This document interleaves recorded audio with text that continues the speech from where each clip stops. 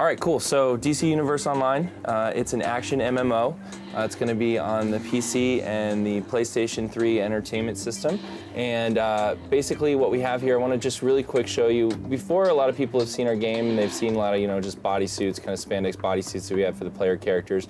Right now we're actually getting into starting to get character customization in, but we're showing that at a later time. What I really want to talk about is how we actually compose these characters. It was really important to us to make sure that people could get into the game and make something inspired by Batman or inspired by Superman. You can't actually play those characters, you play your own character in this game.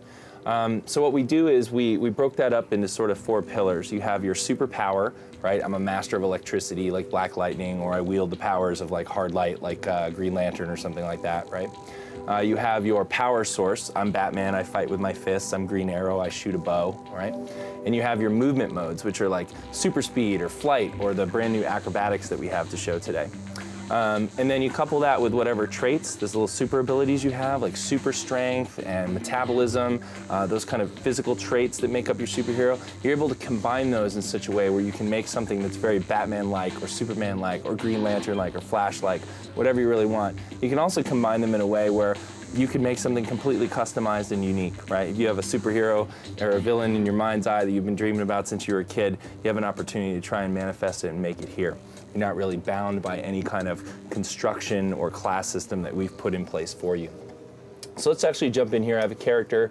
Her superpower is light. She's a dual-wield swordsman here, and she's an acrobat. And I'm going to pop into the game with her so we can get an idea of what combat is like and partake in our very first case. I also have a group member in here, DEFCON, you can see, which is being played by Wes right over here. New information uploading now. Now, DEFCON is a different character makeup. She is an electrical superpower character. She's tech, so she uses a rifle. So you can see she's a ranged character. I'm a melee character. I have to get up close. So the tactics that evolve from the choices that I've made are very evident right off the bat. So we have Metropolis here. We have the whole district, which is the Midtown district. It's all seamless. You can run anywhere you want and explore it. And what's happened is Superman and Doomsday have had a big battle here. So there's all this fallout in front of Ellsworth Memorial Hospital. Normally this wouldn't be here. There'd be civilians, there'd be traffic, just people going about their normal business. But because I'm working on this case and this event has happened, we've seeded all this destruction in the area. So Lex Luthor is trying to get his hands on some of the blood that was spilled during the battle, Doomsday and Lex Luthor's blood. So he sent his forces in here to try and mess with the Star Labs guys that are cleaning it up. So my case involves trying to stop them from doing that. We have a little recon guy who has put up a shield, no good, against my light blades. There's another security agent, let's take him down. So the action in the game is very much like an action game that you'd see on the console. Everything's responsive to my button inputs. There is no auto attack or die roll to hit roll or anything like that. I hit the button, my character reacts.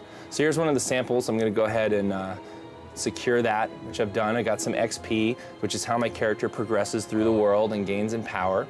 And we're going to move on to the next area now. 1024. So let's see, we're going to head over to Wes. You can see is a super speedster. That's his movement power, so he can run really fast. I'm an acrobat. We've never shown this before. This is the first time we're showing this. You can see I have a very fast kind of loping sprint. I can hold down the jump button and charge it, and it actually lets me leap really far off the ground, higher than anyone else could jump. And I can chain these charges to kind of leap across the city and ascend buildings. The other thing I can do with it is I can charge a jump and then actually dash in midair and cling to the side of buildings and then climb up buildings this way. It's all about agility, changes of direction, things like that. A very fast and free-form kind of movement mode here. So you'd think of like a Batman character or a Green Arrow character using that, whereas Wes has a character right there that's more like the Flash, running really fast, going up the sides of buildings and things like that.